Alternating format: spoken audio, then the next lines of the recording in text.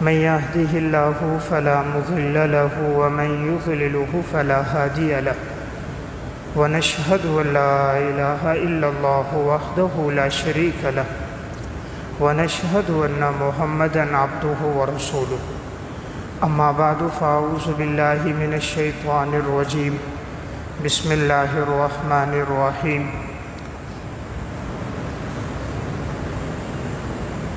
واذكر في الكتاب إبراهيم إنه كان صديقا نبيا إذ قال لأبيه يا أبت لم تعبد ما لا يسمع ولا يبصر ولا يغني عنك شيئا وقال الله تبارك وتعالى في مقام آخر إن إبراهيم كان أمة قانتا لله حنيفا ولم يكن من المشركين شاكرا لأنعمه اجتباه وهداه إلى صراط مستقيم وآتيناه في الدنيا والآخرة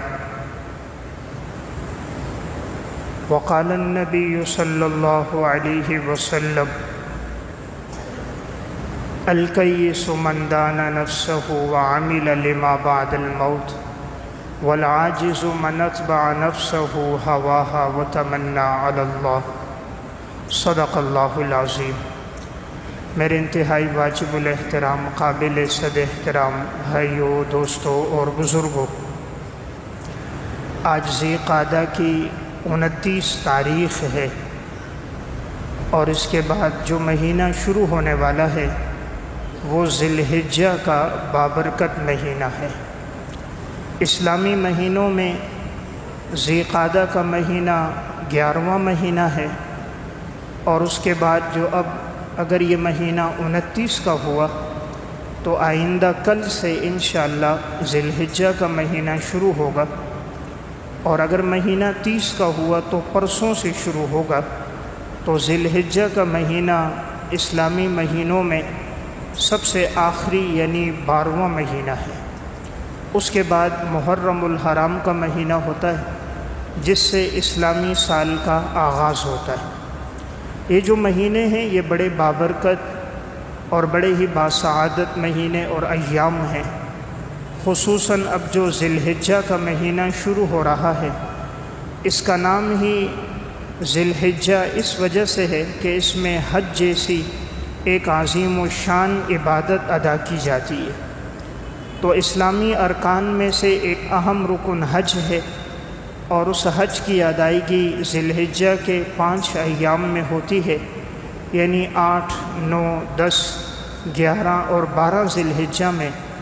اس وجہ سے اس مہینے کی بڑی فضیلت ہے، اور اس وجہ سے بھی کہ اس میں مسلمانوں کا جو خوشی کا ایک تہوار ہے عید الاضحیٰ، وہ 10 ذی الحجہ کا دن ہوتا ہے، تو وہ نہایت خوشی کا دن ہے مسلمانوں کے لیے۔ اس لحاظ سے بھی یہ مہینہ بابرکت مہینہ ہے، اور اس لحاظ سے بھی بابرکت ہے کہ اس مہینے میں حضرت ابراہیم علیہ السلام کی ایک عظیم الشان سنت، یعنی انسان قربانی کا عمل کرتا ہے، اس وجہ سے بھی ایک بابرکت مہینہ ہے۔ تو اس مہینے کی بڑی نسبتیں ہیں جناب ابراہیم علیہ السلام کے ساتھ۔ اس میں جو قربانی کا عمل ہوتا ہے وہ بھی ابراہیم علیہ السلام کی در حقیقت ایک سنت ہے کہ جو اللہ تعالیٰ نے انہیں حکم دیا تھا کہ اپنے بیٹے کو ذبح کرو، تو انہوں نے اس حکم کو پورا کرنے کے لیے اپنے بیٹے کو جب ذبح کرنا چاہا، اللہ رب العزت کے ہاں امتحان پورا ہوا۔ اللہ تعالیٰ نے اس کے بدلے میں ایک مینڈے کو بھیجا، اور قیامت تک کے لیے ہم سب کو حکم دے دیا کہ تم جانور قربان کرو، اللہ کے نام پہ ذبح کرو۔ تو وہ عمل بھی اس مہینے میں ادا کیا جاتا ہے۔ تو چونکہ ابراہیم علیہ السلام کے ساتھ اس مہینے کی بڑی مناسبتیں ہیں، اور ابراہیم علیہ السلام وہ عظیم الشان پیغمبر ہیں کہ اللہ رب العزت نے آپ صلی اللہ علیہ وسلم کی جو بعثت فرمائی وہ ابراہیم علیہ السلام کے بیٹے اسماعیل علیہ السلام کی اولاد میں آپ صلی اللہ علیہ وسلم پیدا ہوئے۔ شیطان کو جو کنکریاں ماری جاتی ہیں وہ بھی ابراہیم علیہ السلام کا عمل، صفا مروہ کے درمیان جو سعی ہے وہ بھی ابراہیم علیہ السلام کی اہلیہ حضرت ہاجرہ کا عمل ہے۔ اپنے بیٹے کو ذبح کرنا یہ بھی ابراہیم علیہ السلام کا عمل۔ تو ابراہیم علیہ السلام کے ساتھ اس مہینے کی بڑی مناسبت ہیں۔ تو میں عرض کروں گا کہ ابراہیم علیہ السلام پر اللہ کی طرف سے کتنے امتحانات آئے اور ابراہیم علیہ السلام نے ان امتحانات کو کس طرح پورا کیا، اور اللہ رب العزت نے انہیں واتخذ اللہ ابراہیم خلیلا فرمایا کہ اے ابراہیم ہم نے آپ کو اپنا دوست بنا دیا۔ اللہ فرما رہے ابراہیم ہم نے آپ کو اپنا دوست بنا دیا۔ تو اللہ جس کو اپنا دوست بنائے اس سے بڑی فضیلت عظمت مخلوق میں کسی کے لیے نہیں ہو سکتی۔ تو ابراہیم علیہ السلام کی زندگی کے بہت سے پہلو ہیں جو اللہ تعالیٰ نے قرآن کریم میں اور جناب رسول اللہ صلی اللہ علیہ وسلم نے احادیث میں بیان فرمائے۔ تو ان کی زندگی کے ایسے رہنما پہلو کون کون سے ہیں جس میں میرے اور آپ کے لیے زندگی گزارنے کا طریقہ موجود ہے؟ تو سب سے پہلا ایک پہلو ابراہیم علیہ السلام کی زندگی کا ہے۔ قرآن کریم سورہ مریم میں اللہ تعالیٰ بیان فرماتے ہیں حضرت ابراہیم خلیل اللہ کی پیدائش جس گھر میں ہوئی تو والد بت بناتے بھی تھے، بتوں کو فروخت بھی کرتے تھے۔ زندگی بت فروشی میں گزر رہی تھی، بتوں کی عبادت میں گزر رہی ہے۔ اللہ تعالیٰ نے ان کے گھر ابراہیم خلیل اللہ کو پیدا کیا۔ پہلا امتحان تھا کہ والد کو دین کی دعوت دو۔ یہ بڑا مشکل کام ہوتا ہے کہ جب والد دین سے بیزار ہو اور حکم ہو کہ والد کو توحید کی دعوت دو۔ ابراہیم علیہ السلام نے تمام آداب کی رعایت رکھتے ہوئے اپنے والد کو دعوت دی۔ قرآن کریم میں اللہ نے بیان فرمایا وَاذْكُرْ فِي الْكِتَابِ إِبْرَاهِيمَ إِنَّهُ كَانَ صِدِّيقًا نَبِيًّا إِذْ قَالَ لِأَبِيهِ يَا أَبَتِ لِمَ تَعْبُدُ مَا لَا يَسْمَعُ وَلَا يُبْصِرُ وَلَا يُغْنِي عَنْكَ شَيْئًا۔ ابراہیم علیہ السلام کا تذکرہ کیجئے، وہ اللہ تعالیٰ کے بڑے سچے برگزیدہ پیغمبر تھے۔ انہوں نے اپنے والد سے کہا پیارے ابا جان آپ کیوں اس کی عبادت کرتے ہو جو دیکھ بھی نہیں سنتا، سن بھی نہیں سکتا، اور آپ سے کسی مصیبت کو دور بھی نہیں کر سکتا، آپ کو نفع نہیں پہنچا سکتا، نقصان نہیں پہنچا سکتا، یعنی آپ نے اپنے ہاتھوں سے اسے بنایا ہے تو آپ اس کی عبادت کیوں کرتے ہیں؟ یا ابت انی قد جاءنی من العلم، پیارے ابا جان اللہ نے مجھے علم دیا ہے، مجھے دین کا علم ہے، وحی کا علم ہے، تو آپ میری پیروی کیجئے، بتوں کی عبادت نہ کیجئے۔ یا ابت لا تعبد الشیطان، بت کی عبادت کرنا در حقیقت شیطان کی عبادت ہے، اور شیطان تو رحمان کا بڑا ہی نافرمان ہے۔ ابراہیم علیہ السلام کے لیے پہلا امتحان تھا، اپنے والد کو دعوت دی۔ والد بجائے یہ کہ تسلیم کرتا بیٹے کی بات کو، توحید کی دعوت کو، لیکن وہ اتنا غصے میں آ گیا، آگ بگولا ہو گیا، اور ابراہیم علیہ السلام سے کہا کہ تو اپنی اس بات سے باز آ جا، لَإِن لَّمْ تَنْتَهِ لَأَرْجُمَنَّكَ وَاهْجُرْنِي مَلِيًّا، اگر تو باز نہیں آیا میں پتھر مار مار کے تجھے سنسار کر دوں گا، جا مجھ سے دور ہو جائے، یہاں سے نکل جا۔ تو گویا پہلا امتحان تھا، اپنے والد کو دعوت دی، نتیجہ کیا نکلا کہ والد مخالف ہو گیا، اور یہاں تک اس نتیجے تک چلا گیا کہ اگر تو باز نہ آئے تو میں تجھے اپنے گھر سے نکال دوں گا اور پتھر مار مار کے تجھے سنسار کروں گا۔ تو چنانچہ والد نے ناراض ہو کر ابراہیم علیہ السلام سے کہا اگر تو اس دعوت سے باز نہیں آتا تو میرے گھر سے نکل جا۔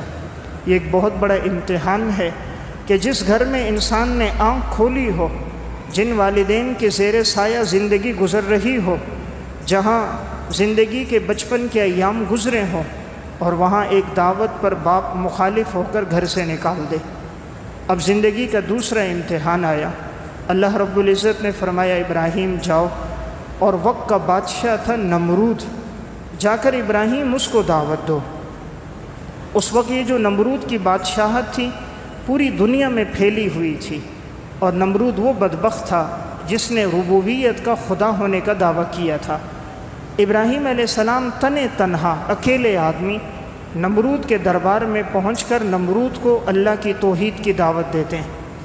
آج تو میں اور آپ کہتے ہیں حالات سازگار نہیں، دین کی بات کیسے کریں، لوگ مخالف ہو جائیں گے، حالانکہ لوگ تو مسلمان ہیں، معاشرے میں رہنے والے ایمان والے ہیں، وہاں کوئی مومن نہیں، کوئی موحد نہیں، کوئی ساتھ دینے والا نہیں، اور مقابلے میں پوری سلطنت، بادشاہت، اور بادشاہ بھی وہ جس نے خود رب ہونے کا دعویٰ کیا۔ لیکن جب انسان توحید پر باقی ہو تو اس کے دل میں خدا کے علاوہ کسی کا ڈر نہیں ہوتا۔ جو اللہ سے ڈرنے والا ہوتا ہے، اللہ مخلوق کا ڈر اس کے دل سے نکال دیتا ہے۔ جس کے دل میں خوف خدا نہیں ہوتا، پھر وہ ہر چیز سے گھبراتا ہے۔ ابراہیم علیہ السلام اکیلے گئے، نمرود کے سامنے جا کر دعوت دی۔ اللہ تعالیٰ نے سورہ بقرہ میں بیان فرمایا، الم تر الی الذی حاج ابراہیم فی ربہ ان آتاہ اللہ الملک اذ قال ابراہیم ربی الذی یحیی ویمیت قال انا احیی وامیت قال ابراہیم فإن اللہ یأتی بالشمس من المشرق فأت بها من المغرب فبہت الذی کفر واللہ لا یہدی القوم الظالمین۔ ابراہیم علیہ السلام نے فرمایا، میرا رب وہ ہے جو زندگی بھی دیتا ہے، موت بھی دیتا ہے۔ تو نمرود بدبخت، ناسمجھ، بے وقوف کا مقل، وہ کہنے لگا یہ تو میں بھی کرتا ہوں۔ باہر سے ایک آدمی جا رہا تھا، اسے پکڑا، قتل کر دیا، اور ایک آدمی جیل میں تھا، اس کو رہا کر دیا۔ کہا دیکھو میں نے جس کے لیے موت کا فیصلہ تھا اس کو چھوڑ دیا، زندگی دی، اور جو عام بے گناہ گھوم رہا تھا اس کو مار دیا، تو میں بھی قتل کرتا ہوں، میں بھی زندگی دیتا ہوں۔ حالانکہ ابراہیم علیہ السلام کا مقصد تھا، میرا رب وہ ہے جو جسم میں روح ڈال کر زندگی دیتا ہے، جسم سے روح نکال کر موت دیتا ہے، نطفے سے انسان کو پیدا کرتا ہے، انسان کی ساری غذاؤں کو پیدا کرتا ہے، تدریجاً بچپن سے بڑھاپے تک پہنچاتا ہے۔ لیکن اس کو یہ بات سمجھ نہ آئی، تو ابراہیم علیہ السلام نے کہا میرا رب وہ ہے جو سورج کو مشرق سے نکالتا ہے، مغرب میں غروب کر دیتا ہے۔ اگر تو بھی خدا ہے تو تو سورج کو مغرب سے نکال، مشرق میں ڈبو دے۔ قرآن کہتا ہے فَبُہِتَ الَّذِي کفر، یہ کافر مبہوت ہو گیا، پریشان ہو گیا، اور اللہ ظالم قوم کی رہنمائی نہیں کرتا۔ تو یہ دوسرا امتحان تھا۔ ابراہیم علیہ السلام نے نمرود کو دعوت دی، نتیجہ کیا نکلا کہ وقت کا بادشاہ مخالف ہو گیا۔ پہلے تو امتحان آیا، والد مخالف ہوا، گھر سے نکال دیا۔ دوسرا امتحان آیا، وقت کا بادشاہ مخالف ہو گیا، اور اس نے حکم دے دیا ان کے خلاف آگ بھڑکائی جائے اور ابراہیم کو آگ میں ڈالا جائے۔ اب تیسرا امتحان تھا، جا کر لوگوں کو دین کی دعوت دو۔ ابراہیم علیہ السلام گئے ہیں اور جا کر سب کو دعوت دیتے ہیں، ایک ایک کے پاس جاتے ہیں، توحید کا درس دیتے ہیں، لیکن کوئی نہیں مانتے۔ اب چوتھا ایک امتحان آیا، اب قوم کے لوگ بھی مخالف ہو گئے کہ ساری قوم ایک طرف ہے، ابراہیم علیہ السلام تنہا ایک طرف ہیں۔ پہلے امتحان میں باپ نے گھر سے نکالا، دوسرے امتحان میں بادشاہ مخالف ہوا، تیسرے امتحان میں قوم اور برادری کے لوگ مخالف ہو گئے۔ اب چوتھا امتحان تھا کہ ان کے جتنے بت ہیں، بت خانے میں جا کر ان کے سب بتوں کو توڑ دو۔ قوم کے لوگ ایک میلے پہ چلے گئے۔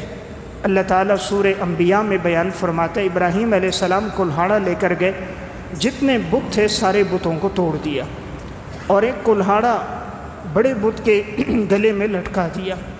جب یہ سارے لوگ واپس آئے تو کہنے لگے ہمارے خداؤں کے ساتھ یہ کس نے کیا؟ کسی خدا کا ہاتھ نہیں، کسی خدا کا پاؤں نہیں، کسی خدا کی ناک نہیں، کسی کی آنکھ نہیں، یہ کس نے کیا؟ پھر کہنے لگتا وہی ابراہیم نے کیا ہوگا۔ تو ابراہیم علیہ السلام کے پاس گئے۔ ابراہیم علیہ السلام نے فرمایا بل فعلہ کبیرہم ھذا فسألوہم ان کانوا ینطقون، تمہارا گمان یہ ہے کہ ہر کام بڑا کرتا ہے تو بڑے سے پوچھ لو یہ کام کس نے کیا ہے، اگر وہ بول سکتا ہے تو اس سے پوچھو، کلہاڑا بھی اس کے گلے میں لٹک رہا ہے، پوچھو یہ کس نے کیا ہے۔ ابراہیم علیہ السلام بتانا چاہ رہے تھے جو خدا اپنا دفاع نہ کر سکے، اپنے آپ کو بچا نہ سکے، وہ تمہیں کیسے نفع دے گا؟ یعنی وہ تمہیں بھی کوئی نفع نہیں پہنچا سکتا۔ تو گویا یہ ایک چوتھا امتحان تھا کہ تنہا ابراہیم علیہ السلام نے سارے بتوں کو توڑا۔ اب پانچواں بڑا امتحان ہوا کہ قوم برادری کے لوگ بھی مخالف ہو گئے، ادھر بادشاہ بھی مخالف۔ اب امتحان تھا کہ ابراہیم کو آگ میں ڈال دو۔ 40 دن تک آگ جلائی گئی، اور جب وہ آگ اتنی بھڑکنے لگ گئی کہ اگر کوئی پرندہ بھی اوپر سے اڑتا تو وہ بھی جھلس کر اس میں گر جاتا، اتنی آگ کو بھڑکایا گیا، اتنا ایندھن اس میں ڈالا گیا۔ اب ابراہیم علیہ السلام کو آگ میں ڈالا گیا۔ یہ 5واں بڑا امتحان ہے۔ حضرت عبداللہ ابن عباس رضی اللہ تعالیٰ عنہ فرماتے ہیں ابراہیم علیہ السلام کو جب ڈالا جا رہا تھا تو چونکہ ان بدبختوں نے ابراہیم علیہ السلام کا لباس اتارا تھا، اس لیے حدیث میں آتا ہے قیامت کے دن اللہ سب سے پہلے جس کو لباس پہنائے گا وہ ابراہیم علیہ السلام ہوں گے، کہ دین کی خاطر قربانی دی۔ اللہ تعالیٰ ساری کائنات کے سامنے ابراہیم علیہ السلام کو بڑی عزت کا لباس روز محشر میں پہنائیں گے۔ جیسے آگ میں ڈالا گیا، ابراہیم علیہ السلام کی زبان پہ ایک جملہ تھا، حسبی اللہ ونعم الوکیل، میرے لیے اللہ کافی ہے اور وہ بڑا بہترین کارساز ہے۔ ادھر جبرائیل علیہ السلام ہے، ادھر پانی کا فرشتہ موجود ہے۔ ابراہیم علیہ السلام کو آگ میں پھینکا ہے، جبرائیل امین کھڑے ہیں، اگر کوئی حکم ہو تو آپ بتائیے، میں خدمت کے لیے حاضر ہوں۔ یہ پانی کا فرشتہ بھی حاضر ہے۔ ابراہیم خلیل اللہ فرماتے ہیں خود آئے ہو؟ یہ اللہ نے بھیجا ہے۔ فرمایا نہیں، ہم خود آئے ہیں۔ فرمایا میرا رب دیکھ رہا ہے، اگر اللہ اس پہ راضی ہے تو ابراہیم اس پہ بھی راضی ہے۔ دیکھیں وہاں بھی مخلوق کی طرف نظر نہیں گئی کہ تم پانی ڈالو آگ بجھا دو، فرمایا میرا اللہ دیکھ رہا ہے۔ اللہ رب العزت نے جب یہ منظر دیکھا، آگ کو حکم دیا، قلنا یا نار کونی بردا وسلاما علی ابراہیم، اے آگ تو ٹھنڈی ہو جا، سلامتی والی ہو جا ہمارے ابراہیم پر، ٹھنڈی ہو جا کہ ان کو کوئی جلن نہ ہو، تکلیف نہ ہو، لیکن اتنی ٹھنڈی نہ ہو کہ ان کو سردی لگنے لگ جائے، اس لیے فرمایا سلامتی والی ہو جا۔ تو یہ ایک بڑا امتحان تھا جب نمرود اور قوم نے دیکھا ابراہیم علیہ السلام آگ میں ہیں اور آگ ابراہیم علیہ السلام کا ایک بال بھی نہیں جلا رہی۔ تو آگ تو نہیں جلا سکتی جب تک آگ کے پیدا کرنے والے کا حکم نہیں ہوگا۔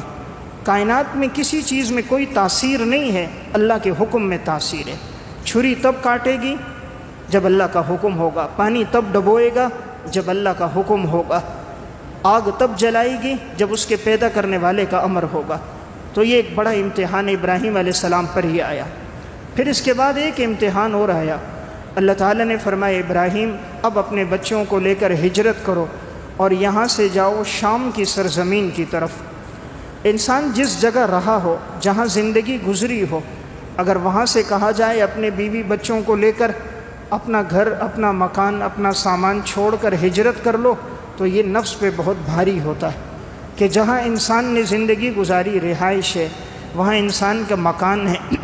لیکن ابراہیم علیہ السلام کو اللہ کا حکم ہوا، وہاں سے ہجرت کر کے شام میں آباد ہو گئے۔ پھر اللہ کی طرف سے ایک اور امتحان آیا کہ ابراہیم جاؤ اپنی بیوی حضرت ہاجرہ اور اسی طرح اپنے بیٹے اسماعیل کو جاؤ اور جا کر وہاں بیت اللہ کے قریب چھوڑ کر آؤ۔ اس وقت بیت اللہ کے ارد گرد کوئی آبادی نہیں تھی، انسان تو انسان، چرند پرند بھی دور دور تک نام و نشان نہیں ہوتا تھا۔ اللہ کا حکم تھا ابراہیم علیہ السلام اپنی گھر والی حضرت ہاجرہ اور بیٹے اسماعیل کو لے کر وہاں سے چلے ہیں، اور جب بیت اللہ کے پاس پہنچے ہیں تو چونکہ وہاں آبادی نہیں تھی، اس وقت ایک ویران تھا، ایک جنگل تھا، ایک بیابان تھا۔ اپنی گھر والی حضرت ہاجرہ کو چھوڑا، دودھ پیتے بچے اسماعیل کو چھوڑا اور جانے لگے۔ آج تو میں اور آپ اپنی بیوی بچوں کو شہر میں نہیں چھوڑ کے جا سکتے۔ اگر ہم سے کہا جائے دین کے تقاضا ہے باہر نکلو، دین سیکھنے کے لیے نکلو، دین پھیلانے کے لیے نکلو، ہم کہتے ہیں ہمارے بیوی بچوں کا کیا ہوگا؟ حالانکہ بیوی بچے شہر میں رہ رہے، گھر میں رہ رہے، مکان میں ہیں، چار دیواری میں ہیں، ارد گرد عزیز و اقارب و رشتہ دار محفوظ ہیں، زندگی کے تمام اسباب موجود ہیں، لیکن یہاں ابراہیم خلیل اللہ کا امتحان، اللہ سے تعلق کتنا ہے۔ اللہ نے فرمایا جنگل میں چھوڑ کر آؤ اور ان سے کوئی بات نہیں کرنی ہے۔ ابراہیم علیہ السلام خاموش ہیں، اپنے بیوی بچوں کو چھوڑا اور جانے لگے۔ حضرت ہاجرہ آواز دیتی ہیں ابراہیم علیہ السلام کو، آپ ہمیں کہاں چھوڑ کے جا رہے ہیں؟ اللہ کی طرف سے حکم تھا، جواب نہیں دینا ہے، خاموش ہیں۔ بیوی پوچھتی ہے کیا اللہ کا حکم ہے؟ ابراہیم علیہ السلام سر ہلا دیتے ہیں، اللہ کا حکم ہے۔ تو حضرت ہاجرہ فرماتی ہیں جب اللہ کا حکم ہے اللہ ہمیں ضائع نہیں کرے گا۔ تو کیا تربیت کی ہے پیغمبر نے اپنی گھر والی کی، اکیلے جنگل میں رہنے کے لیے تیار ہو گئی اللہ کے حکم پر۔ ابراہیم علیہ السلام جب نکلے ہیں دور چلے گئے، اب بیوی بھی نظروں کے سامنے نہیں، دودھ پیتا بچہ بھی نظروں کے سامنے نہیں۔ ابراہیم علیہ السلام ایک ٹیلے پر کھڑے ہوئے اور دعا فرمائی، وَإِذْ قَالَ إِبْرَاهِيمُ رَبِّ اجْعَلْ هَذَا الْبَلَدَ آمِنًا وَاجْنُبْنِي وَبَنِيَّ أَن نَّعْبُدَ الْأَصْنَامَ۔ اللہ تعالیٰ سورہ ابراہیم میں فرماتا ہے، ابراہیم علیہ السلام دعا کرتے ہیں، اے اللہ تو اس شہر کو امن کا گہوارہ بنا دے۔ یہ پہلی دعا تھی ابراہیم علیہ السلام کی کہ یا اللہ مکہ کو امن کی جگہ بنا دے۔ اللہ تعالیٰ نے یہ قبول فرمائی۔ اس وقت سے لے کر آج تک ہزاروں سال گزر گئے ہیں، اللہ نے مکہ کو امن و امان کی جگہ بنایا۔ نہ کوئی خون خرابہ، نہ قتل و غارت گری، نہ اتنی چوریاں ڈکیتیاں، نہ خون بہانا، نہ کافروں کا تسلط، نہ کافروں کا وہاں حکمرانی کہ انسان توحید پہ نہ چل سکے، اللہ کی عبادت نہ کر سکے، ایسا نہیں۔ اللہ نے اس کو امن کی جگہ بنا دیا۔ سونے کی دکانیں کھلی ہیں، لوگ جا رہے ہیں، 25-30 لاکھ کا مجمع ہے، لوگوں کی عزت جان مال الحمدللہ محفوظ ہے۔ دوسری دعا فرما دی کہ یا اللہ تو اس شہر میں رزق کو وافر مقدار میں کر دے اور یہاں کے لوگوں کو خوب پھل عطا فرما۔ اللہ نے وہ بھی قبول فرمائی۔ آج دنیا کا کوئی بھی پھل ہو بیت اللہ میں موجود ہوتا ہے، مکہ میں موجود ہوتا ہے، حالانکہ وہ ایک چھٹیل میدان کہ وہاں کوئی فصل نہیں ہوتی، کسی فصل کی کاشت نہیں ہوتی، لیکن دنیا کا ہر پھل وہاں موجود ہے۔ تیسرا، ابراہیم علیہ السلام نے اپنی اولاد کے لیے دعا فرمائی کہ ربنا انی اسکنت بواد، اے اللہ میں اپنی اولاد کو چھوڑ کے جا رہا ہوں ایک ایسی وادی میں غیر ذی زرع کہ یہاں کوئی اس وقت کھیتی باڑی نہیں ہو رہی، بالکل بیابان جنگل کی جگہ ہے۔ یا اللہ میں اپنی اولاد کو چھوڑ کے جا رہا ہوں، مولا کریم تو میری اولاد کو بت پرستی سے ان کی حفاظت فرما، میری بھی اور میری اولاد کی بھی۔ یعنی اولاد کے لیے دنیا نہیں مانگی، دین مانگا۔ ہم تو اولاد کے لیے ساری کوشش ہوتی ہے دنیا کی، اچھا کھانا، اچھا پینا، پیسہ ہو، گاڑی ہو، بنگلہ ہو، اس کے لیے اچھا لباس ہو، سب ظاہر پہ محنت کرتے ہیں، باطن پہ محنت نہیں کرتے۔ انبیاء علیہ السلام باطن پہ محنت کرتے تھے، اس لیے دعا فرمائی یا اللہ میری اور میری اولاد کی بت پرستی سے حفاظت فرما دینا۔ اللہ تعالیٰ نے یہ بھی دعا فرمائی، قبول فرما دی۔ اللہ نے ایسا نوازا ہے ابراہیم علیہ السلام کی اولاد کو، اللہ نے اس میں سارے نبی پیدا فرما دیے۔ حضرت یوسف علیہ السلام بھی نبی، ان کے والد حضرت یعقوب علیہ السلام بھی نبی، ان کے والد حضرت اسحاق علیہ السلام بھی نبی، ان کے والد ابراہیم خلیل اللہ بھی نبی۔ یعنی اللہ نے کیسا نوازا، ابراہیم علیہ السلام بھی نبی، بیٹا اسحاق علیہ السلام بھی نبی، بیٹا یعقوب علیہ السلام بھی نبی، بیٹا یوسف علیہ السلام بھی نبی۔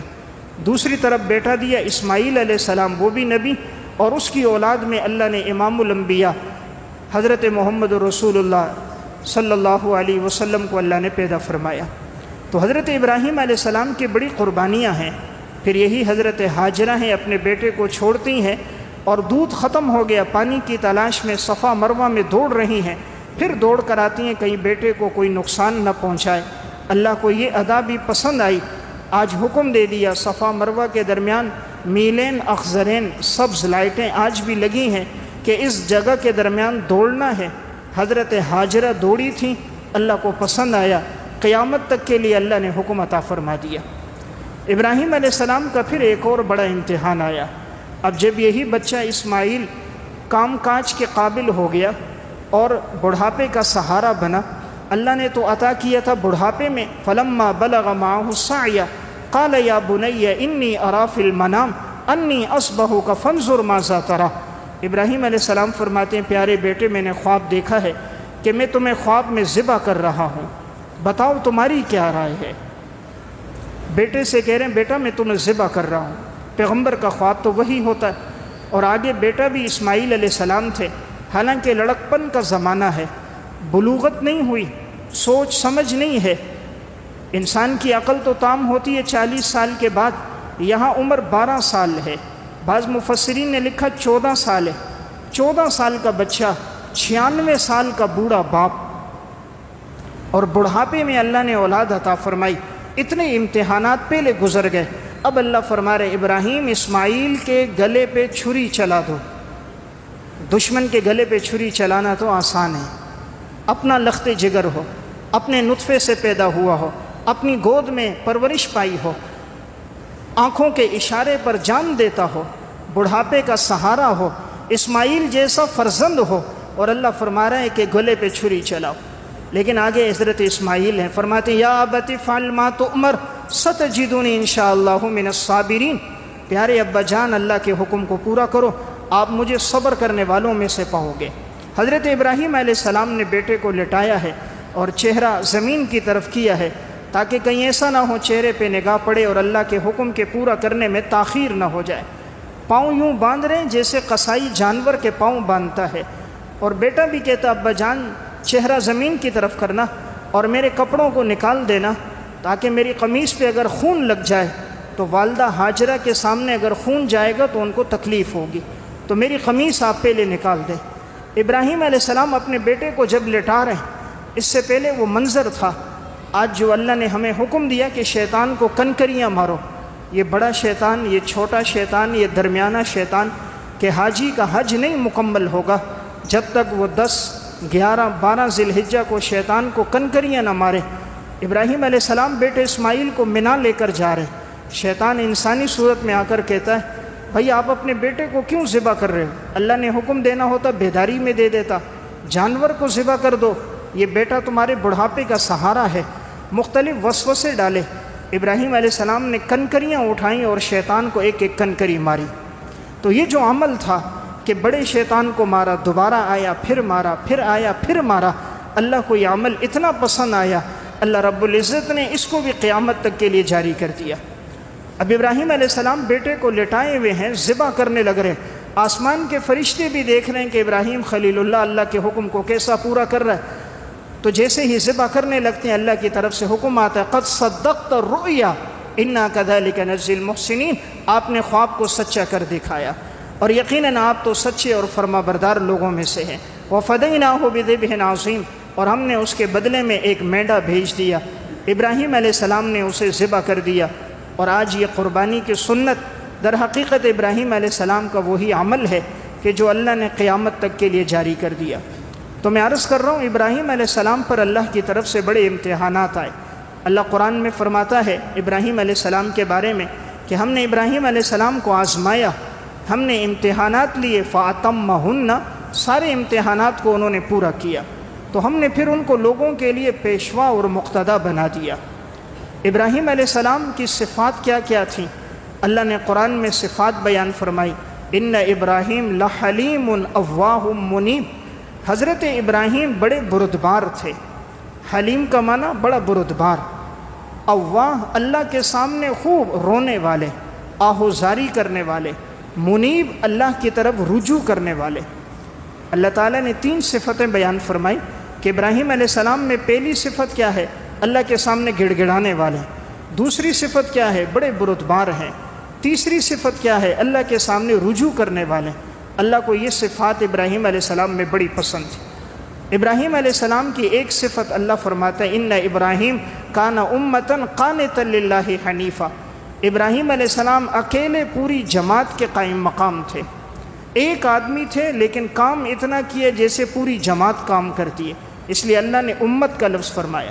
قانتاً، فرما بردار تھے۔ اللہ نے جس موقع پر جو حکم دیا کبھی یہ سوال نہیں کیا یا اللہ کیوں کروں، فرما برداری حکم کو پورا کیا۔ یہاں تک کہ صحیح بخاری کی روایت، ابراہیم علیہ السلام کو جب ختنے کا حکم آیا ہے، سب سے پہلے انہوں نے ختنہ کیا ہے 80 سال کی عمر میں حکم آیا۔ 80 سال کی عمر میں حکم آیا، ابراہیم علیہ السلام نے اس وقت بھی اس حکم کو پورا کیا۔ یعنی جہاں شریعت نے جو حکم اللہ رب العزت نے دیا، حضرت ابراہیم خلیل اللہ نے اس کو پورا کیا۔ اس لیے اللہ تعالیٰ نے پھر ابراہیم علیہ السلام کو مقام بھی بڑھا دیا۔ پھر اللہ کی طرف سے ایک اور حکم آیا کہ ابراہیم تم اور تمہارے بیٹے اسماعیل بیت اللہ کو تعمیر کرو۔ قرآن کریم سورہ بقرہ میں اللہ نے بیان فرمایا وَإِذْ يَرْفَعُ إِبْرَاهِيمُ الْقَوَاعِدَ مِنَ الْبَيْتِ وَإِسْمَاعِيلُ رَبَّنَا تَقَبَّلْ مِنَّا إِنَّكَ أَنْتَ السَّمِيعُ الْعَلِيمُ۔ ابراہیم علیہ السلام اپنے بیٹے اسماعیل کو بتا رہے ہیں بیٹا مجھے حکم ہے بیت اللہ کی تعمیر کرو۔ ابراہیم علیہ السلام بیت اللہ کی تعمیر شروع کیے، اور ایک پتھر ہے جسے آج مقام ابراہیم کہتے ہیں، اس پتھر پر ابراہیم علیہ السلام کھڑے ہوتے تھے۔ جب اوپر جانا ہوتا پتھر اوپر ہو جاتا، وہاں پر بلاک رکھتے، سیمٹ رکھتے، جب نیچے ہونا ہوتا تو نیچے ہو جاتے۔ تو بیٹا اسماعیل مزدور کا کام کر رہا تھا، حضرت ابراہیم خلیل اللہ مستری کا کام کر رہے تھے۔ اور ابراہیم علیہ السلام نے پھر بیت اللہ کو تعمیر کیا۔ اسماعیل علیہ السلام بیٹے ساتھ خدمت کرتے رہے. جب مکمل تعمیر ہو گیا، یہ نہیں کہا یا اللہ ہم نے اتنی قربانی دی، ہم نے اتنا پسینہ بہایا، ہم نے اتنی محنت کی، بلکہ اپنے عمل کو پیش نہیں کیا، ہم نے یہ کیا. فرمایا اے اللہ ربنا تقبل منا انک انت السمیع العلیم، اے اللہ تو ہماری اس عمل کو قبول فرما، تو سننے والا جاننے والا ہے. عمل کے بعد اللہ سے دعا کی. دعا بھی کیا دعا کی؟ ربنا وابعث فیہم رسولا منہم یتلو علیہم آیاتک ویعلمہم الکتاب والحکمہ ویزکیہم، اے اللہ جو تو آخری پیغمبر آخر الزمان بھیجے گا وہ میری اولاد میں سے بھیجنا. بیت اللہ کی تعمیر کر کے ابراہیم علیہ السلام نے دولت نہیں مانگی، پیسہ نہیں مانگا، اقتدار نہیں مانگا، کرسی نہیں مانگی، سونا چاندی نہیں مانگا. جس کے لیے کائنات بنی ہے وہ مانگا کہ یا اللہ تو نے مجھے یہ خدمت عطا فرمائی، میری ایک دعا ہے ربنا وابعث فیہم رسولا منہم، جس پیغمبر کو تو بھیجے گا اسے میری اولاد میں سے بھیجنا. اللہ نے دعا قبول فرمائی. حضرت اسماعیل علیہ السلام کی اولاد میں اللہ تعالیٰ نے جناب رسول اللہ صلی اللہ علیہ وسلم کی بعثت فرمائی. تو میں عرض کر رہا تھا ابراہیم علیہ السلام کی زندگی ہمارے لیے ایک نمونہ ہے. زندگی کیسی گزاری. اللہ حکم دیتا ہے ابراہیم اور اسماعیل علیہ السلام کو، وَعَهِدْنَا إِلَىٰ إِبْرَاهِيمَ وَإِسْمَاعِيلَ أَن طَهِّرَا بَيْتِيَ لِلطَّائِفِينَ وَالْعَاكِفِينَ وَالرُّكَّعِ السُّجُودِ، اے ابراہیم اور اے اسماعیل تم دونوں میرے گھر کی صفائی کرو، بیت اللہ کی صفائی کرو، طواف کرنے والوں کے لیے، اعتکاف کرنے والوں کے لیے، رکوع کرنے والوں کے لیے، سجدہ کرنے والوں کے لیے. تو دیکھیں معلوم ہوا اللہ کے گھر کی خدمت یہ اتنی بڑی سعادت کی بات ہے. اللہ تعالیٰ نے یہ سعادت کا حکم ابراہیم علیہ السلام کو دیا. اس لیے اگر کوئی مسجد کی صفائی کرے، اللہ کے گھر کو صاف ستھرا کرے، اس کو کبھی بھی اپنے بارے میں پریشان نہیں ہونا چاہیے، مایوس نہیں ہونا چاہیے، اللہ کا شکر کرنا چاہیے. اللہ نے اس خدمت کی توفیق دی جس خدمت کا حکم اللہ نے ابراہیم خلیل اللہ کو دیا تھا. آج لوگوں کے گھر صاف کرتے ہیں، کوئی بنگلے صاف کرتا ہے، کوئی فیکٹری صاف کرتا ہے، کوئی روڈ پہ جھاڑو دے رہا ہے. اللہ کا شکر ہے اللہ اپنے گھر کی سجدے کی جگہ کی حفاظت مجھ سے اور آپ سے اگر لے لے. تو میں عرض کر رہا تھا اللہ نے ابراہیم علیہ السلام کو ایک حکم دیا میرے گھر کی صفائی کرو، تو حضرت ابراہیم اور حضرت اسماعیل نے اسے بھی پورا فرمایا. یعنی جس موقع پر جو حکم آیا ہے ابراہیم علیہ السلام نے پورا کیا. اس لیے اللہ نے فرمایا وَإِبْرَاهِيمَ الَّذِي وَفَّى، ابراہیم وہ تھا جو حکم دیتے تھے اس کو پورا کرتا تھا. اس لیے اللہ نے راضی ہو کر کہا وَاتَّخَذَ اللَّهُ إِبْرَاهِيمَ خَلِيلًا، اے ابراہیم ہم نے آپ کو اپنا دوست بنا دیا. تو میں عرض کر رہا تھا ذی الحجہ کا بابرکت مہینہ شروع ہونے والا ہے. اس مہینے کے اندر ہمارے اوپر جو احکامات ہیں ان میں ایک اہم حکم حج کا ہے. تو جو انسان صاحب حیثیت ہو اسے چاہیے کہ وہ اس حج کو لازمی کرے. اس لیے کہ حدیث میں آتا ہے جو صاحب حیثیت ہو کر بھی حج نہیں کرتا تو پھر اس کی مرضی ہے یہودی ہو کر مرے یا عیسائی ہو کر مرے. تو اس لیے اگر کسی آدمی پر فرض ہو پھر بھی وہ حج پہ نہیں جاتا تو وہ بڑا گناہ گار ہے اور یہ بڑی بدبختی کی بات ہے. اللہ رب العزت کی توفیق سے ہوتا ہے حج اور عمرہ. تو اس لیے انسان اللہ سے توفیق بھی مانگے کہ یا اللہ تو حرمین کی زیارت کی توفیق نصیب فرما. ورنہ لاکھوں کروڑوں روپے والے ہوتے ہیں، زندگی گزر جاتی ہے، حرمین جانے کی توفیق ہی نہیں ہوتی. تاریخ بغداد میں ہے امام علی بن موفق رحمۃ اللہ علیہ بڑے اللہ والے بزرگ گزرے، 60 مرتبہ حج کیا. جب 60ویں مرتبہ حج کیا تو 2 رکعت پڑھی، اللہ کے سامنے رو رہے تھے کہ معلوم نہیں میرا یہ حج قبول بھی ہوتا ہے یا نہیں. 60 سال سے آ رہا ہوں، کیا پتہ یہ عبادت اللہ کے ہاں قبول نہ ہوتی ہو. تو روتے روتے آنکھ لگ گئی. علی بن موفق رحمۃ اللہ علیہ خواب دیکھتے ہیں. خواب میں کوئی ان سے کہتا ہے علی تم اپنے گھر اس کو بلاتے ہو جس سے تم محبت کرتے ہو، تمہارا رب بھی اس کو بلاتا ہے جس سے تمہارا رب محبت کرتا ہے. یعنی اللہ جس سے محبت کرتا ہے اس کو اپنے گھر آنے کی توفیق دیتا ہے. تم 60 سال سے آ رہے ہو، تمہارا رب تم سے محبت کرتا ہے جو تمہیں توفیق دے رہا ہے. اگر محبت نہ کرتا تو تمہیں اندر آنے نہ دیتا.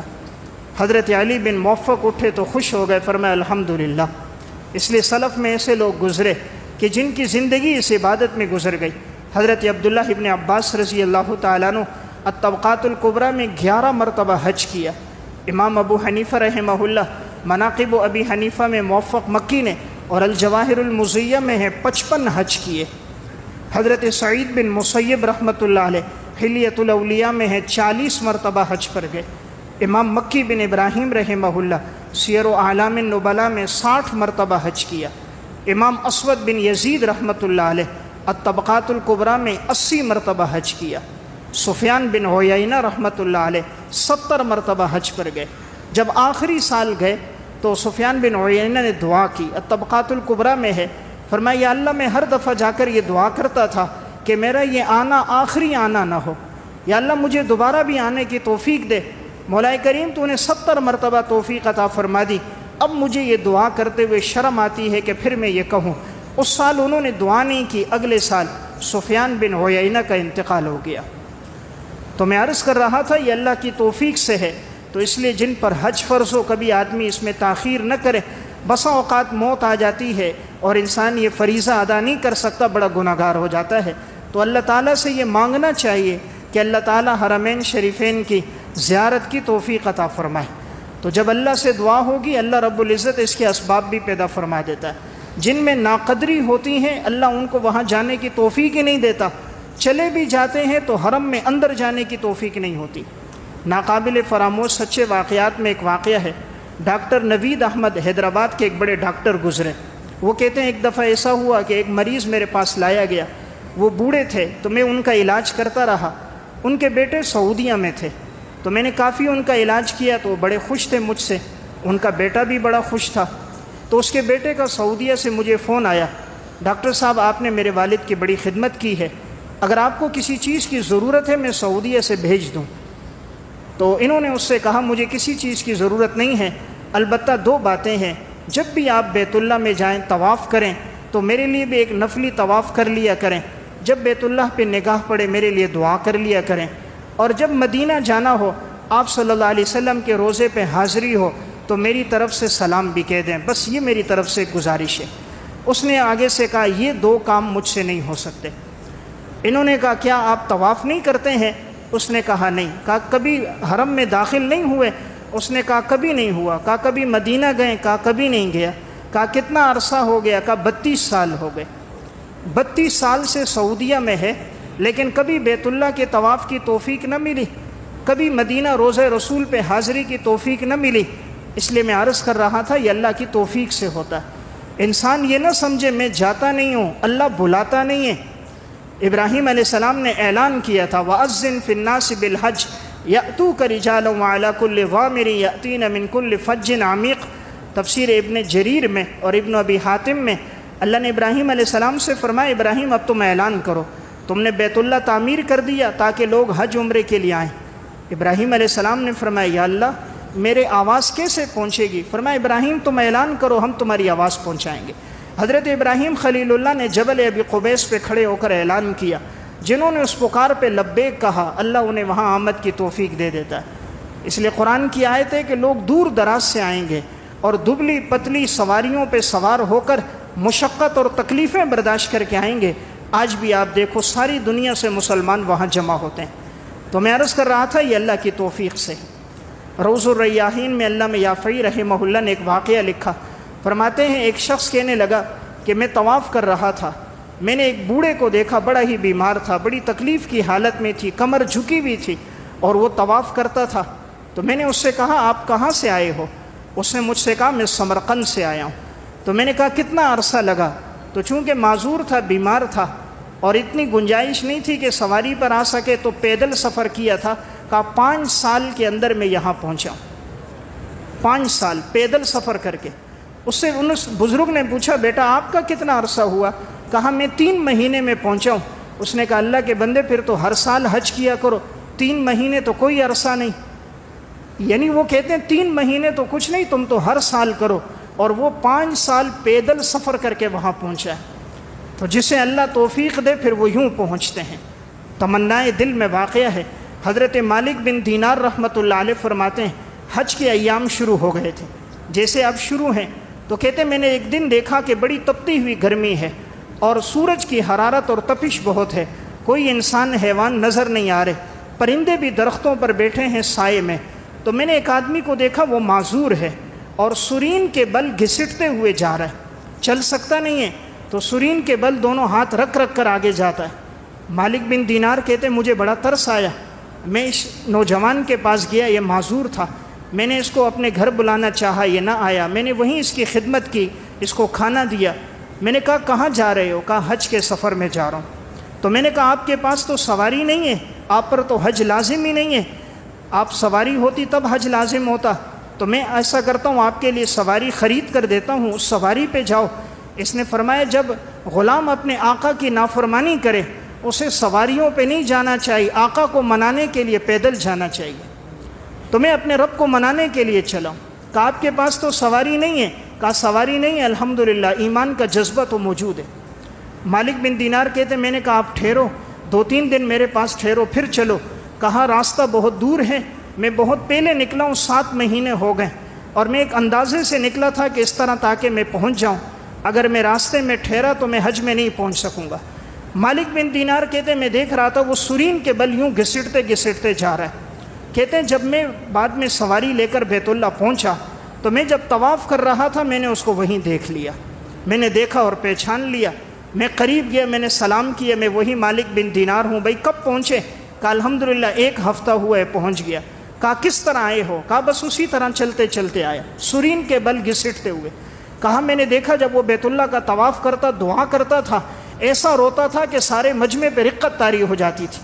جب انسان کا اللہ سے تعلق مضبوط ہو جاتا ہے دل نرم ہو جاتا ہے، آنکھوں سے آنسو بہنے لگ جاتے ہیں، عبادت کی اللہ توفیق دیتا ہے، زبان پر تلاوت ہوتی ہے۔ پھر تو اب یہ دعا کرتا تھا مجمع پہ رقت طاری ہو جاتی۔ مالک بن دینار کہتے ہیں جب رمی جمار کی باری آئی میں نے دیکھا یہ کنکریاں مارتا تھا پھر بھی روتا تھا۔ اور جب 10 ذی الحجہ آیا لوگ قربانی کرنے لگے، ہر ایک کے پاس قربانی کے جانور تھے، انہوں نے نہر کیا۔ اب یہ تو غریب تھا، اس کے پاس قربانی کا جانور تو نہیں تھا۔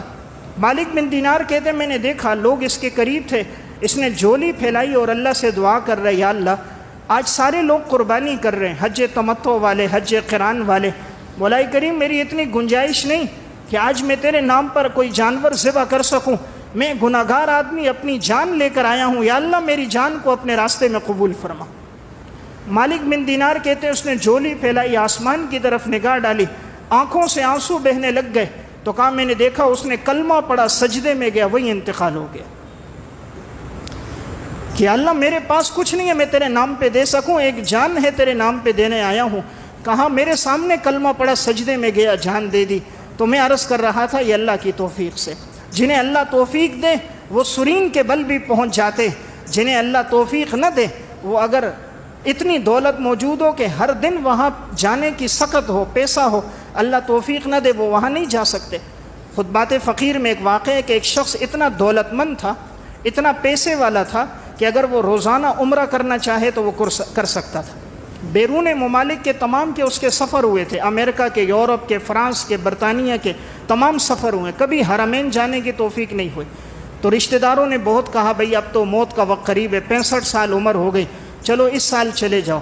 تو سب نے تیار کیا، آخر تیار ہو گیا، اب ٹکٹ لگ کر آ گیا، بات طے ہو گئی، ساری بات ہو گئی۔ جس دن روانہ ہونا تھا 2 دن پہلے کوئی پرانے دوست آ گئے دنیا دار، انہوں نے کہا یار حج تو بعد میں بھی ہو جائے گا، چلو اس سال چلتے ہیں ذرا تفریح کے لیے برطانیہ جاتے ہیں، فلاں سفر ہے، وہ اس کو وہاں اپنے ساتھ لے کے چلے گئے۔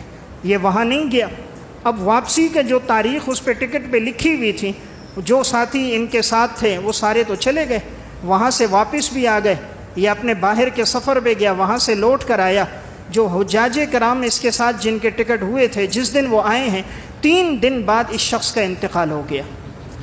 تو دیکھیں اگر توفیق ہوتی حج کر کے آتا، گناہ بھی جھڑ جاتے، گناہ بھی معاف ہو جاتے، اتنی دولت اور پیسہ موجود تھا، لیکن اللہ نے توفیق نہیں دی، اپنے گھر نہیں بلایا، سب کچھ ہوتے ہوئے بھی محروم ہو گیا۔ تو میں ایک بات عرض کر رہا تھا، ذی الحجہ کا بابرکت مہینہ اگر آج تاریخ 29 رہی، چاند نظر آیا تو کل سے شروع ہونے والا ہے، تو اس بابرکت مہینے میں 3 چیزوں کا اہتمام کیا جائے۔ سب سے پہلی بات یہ ہے جو ساتھی قربانی کرنے کا ارادہ کرے تو مستحب یہ ہے کہ وہ اپنے بال پھر آج ہی کاٹ دے، آج ہی اپنے بال ناخن وغیرہ کاٹ دے، یہ مستحب عمل ہے۔ صحیح مسلم کی روایت میں ہے کہ جو قربانی کرنا چاہتا ہے کہ وہ پھر اپنے بال اور ناخن نہ کاٹے جب تک قربانی نہ کر لے، اس لیے انسان اس سنت پہ عمل کرے گا تو اجر و ثواب ہوگا۔ اپنے بال ناخن کاٹنے ہو تو آدمی ابھی ہی کاٹ دے، تو یہ حجاج کرام کے ساتھ مشابہت ہے۔ دوسرا ان 10 دنوں کی فضیلت یہ ہے کہ آپ علیہ الصلوۃ والسلام نے فرمایا، ترمذی کی حدیث ہے، اس میں 1 دن روزہ رکھنا 1 سال کے برابر روزہ رکھنے کا ثواب ہے۔ اور ایک رات قیام کرنا لیلۃ القدر کے قیام کے برابر ثواب ہے۔ اس لیے ان 10 دنوں میں جتنا آدمی ہو سکے کثرت سے روزہ رکھے، خاص طور پہ عرفہ کے دن جو 9 ذی الحجہ ہوگا، عید سے ایک دن پہلے، اس کی فضیلت اتنی ہے کہ آپ علیہ السلام نے فرمایا 1 سال گزشتہ اور 1 سال آئندہ کے اللہ تعالیٰ گناہ معاف کر دیتا ہے۔ اور تیسرا کام اس میں اللہ نے اگر وسعت دی ہو تو انسان قربانی کا عمل کرے، کہ آپ علیہ السلام نے فرمایا جو آدمی قربانی کرتا ہے، جانور کے خون کا قطرہ زمین پہ گرتا ہے، اللہ اس کے ماضی کے گناہ معاف کر دیتا ہے۔ تو اللہ نے وسعت دی ہو، انسان اس عمل میں پیچھے نہ ہو۔ آپ علیہ السلام 10 سال مدینہ میں رہے اور ہر سال آپ علیہ السلام نے قربانی کی، اپنی طرف سے بھی کی، امت کی طرف سے بھی۔ تو اللہ نے جس کو وسعت دی ہو اپنی طرف سے، جناب رسول اللہ صلی اللہ علیہ وسلم کی طرف سے، حضرات صحابہ، سلف، والدین کی طرف سے بھی کرے۔ اللہ ہم سب کو توفیق عطا فرمائے اور عمل کرنے کی توفیق دے۔ وآخر دعوانا الحمدللہ رب العالمین۔